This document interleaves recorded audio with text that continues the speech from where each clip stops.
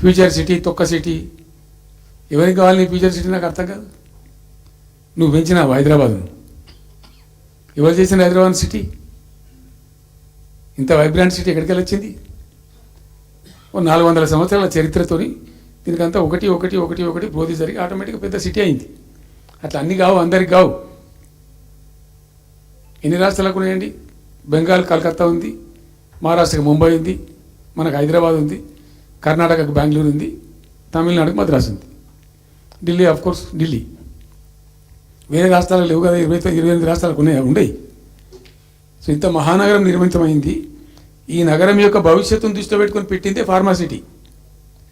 ఈ సిటీ మొత్తం గబ్బులు వేసిపోవాలి ఇక్కడ దాంతో. నువ్వు తీసుకుపోయాలి ఫ్యూచర్ సిటీ, తోక సిటీ ఏందన్నట్టు ఇది? అన్ని దిక్కుమాలిన పాలసీలు, రియల్ ఎస్టేట్ బ్రోకర్ దందా తప్పితే ఇంకోటి లేదు. అన్నీ కనబడతాయి మనకు.